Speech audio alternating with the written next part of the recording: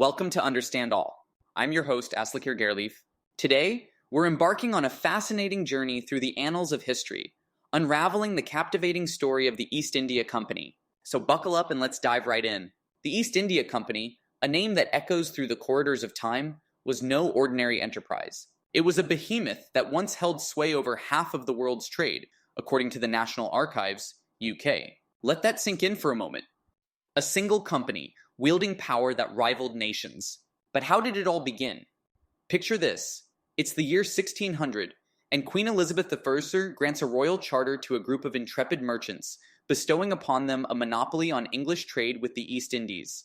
With an initial capital of 68,373, a staggering sum for the time, as noted by the British Library, these adventurers set sail, their ships laden with dreams of exotic riches. Fast forward to 1612, and the company establishes its first trading post in Surat, India. Little did they know that this would mark the beginning of an empire that would span continents and reshape the course of history. But the road to dominance was paved with battles and bloodshed. The year 1757 saw the company's forces emerge victorious in the Battle of Plassey, a turning point that would cement British control over Bengal, according to the National Archives, UK. From mere traders, they had transformed into rulers, their influence spreading like wildfire across the Indian subcontinent. And with power came wealth beyond measure. By the early 1800s, the East India Company accounted for a staggering half of the world's trade, as revealed by the National Archives, UK. It was a commercial juggernaut, its tentacles reaching far and wide, from the tea plantations of India to the opium dens of China.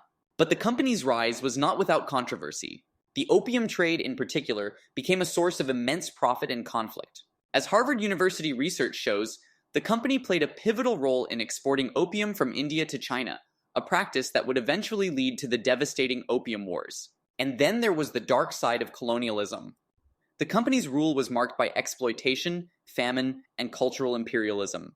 The Indian Rebellion of 1857, also known as the Sepoy Mutiny, as documented by the National Archives, UK, was a stark reminder of the simmering discontent that lurked beneath the surface. But perhaps the most astonishing aspect of the East India Company's power was its private army. At its peak, the company boasted a military force of around 260,000 soldiers, twice the size of the British Army at the time, according to the National Archives, UK. Imagine that, a corporation with an army that could rival nations.